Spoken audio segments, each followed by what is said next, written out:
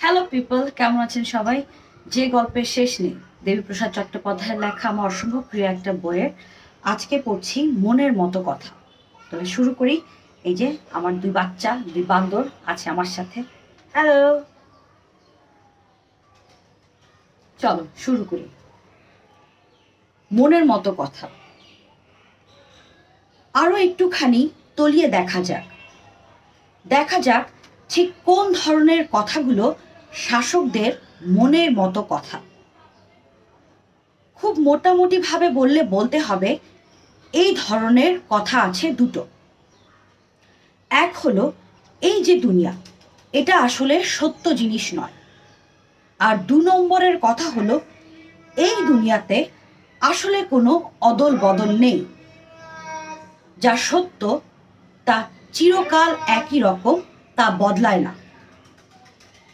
কথা দুটোকে ভালো করে বোঝবার দরকার আছে।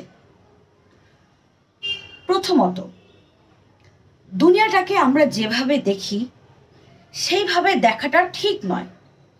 আমরা দেখি এই দুনিয়ায় মাটি আছে, মানুষ আছে, মাটির বুকে ফসল ফলায় মানুষ, আর সেই ফসল খেয়ে পেট ভরে মানুষের। শাসকদের মনের কথা হলো এই সবই ভুল দেখা।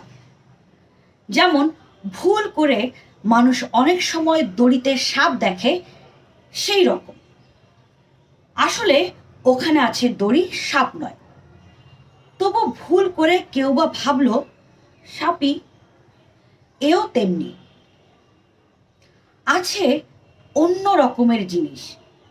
সাধারণ মানুষ ভুল করে দেখছে পৃথিবী, মাটির পৃথিবী, রক্তে মাংসে গড়া মানুষ, এই রকম কতই না। কিন্তু এই ধরনের কথাটাই শাসকদের মনের কথা কেন?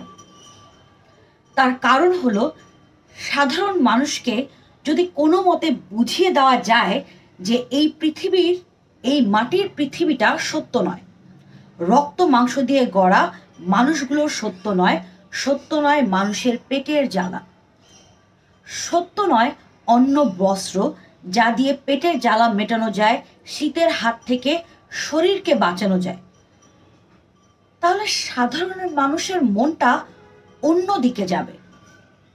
মাটির পৃথিবীর কাছ থেকে আদায় করা জিনিসগুলোকে আর তারা অত দামি জিনিসপত্র মনে করবে না।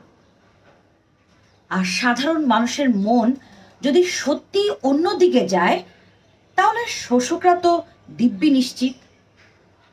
ভেবে দেখা যাক একবার, যারা মাথার ঘাম পায়ে ফেলে মাটির বুকে ফসল ফলায়, তারা যদি বলতে শুরু করে এই ফসলটাই হলো সত্য, ওই ফসল দিয়ে পেট ভরানোটাই হলো সত্য, আমি চাই ওই ফসল, যতটা আমার মেহনত দিয়ে তৈরি ততটার উপর দখল শুধু আমার আর কারো নয়, তাহলে তাহলে শাসকদের মন ভয়ে কেঁপে উঠবে নাকি? তাই শাসকদের মনের কথাটা উল্টো ধরনের কথা।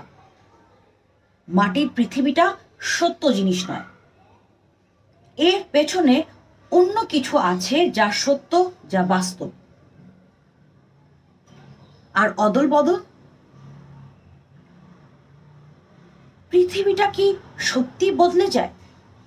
আজ তার চেহারাটা যেরকম, আগামীকাল কি সেরকম আর থাকবে নাকি থাকবে না? বদলে গিয়ে অন্যরকম হয়ে যাবে?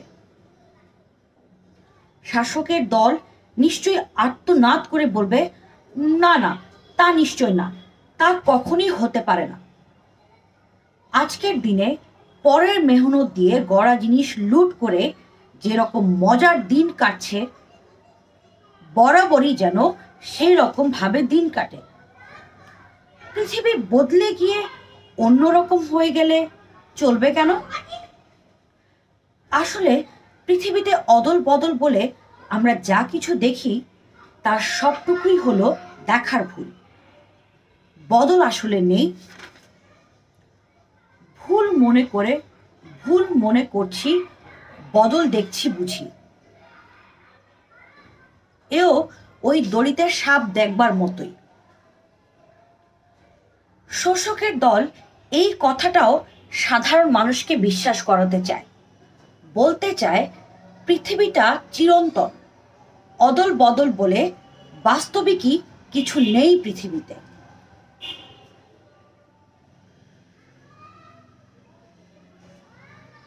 ইয়েস, আজকে এই পর্যন্ত শেষ করছি। তো আপনাদের কাছে কি মনে হয় যে পৃথিবী কি আসলে বদলায়? আমরা যে পৃথিবী ছোটবেলায় দেখেছি, আমাদের বাবা চাচা মামারা যে পৃথিবী ছোটবেলায় দেখেছে, সেই পৃথিবী কি বদলেছে?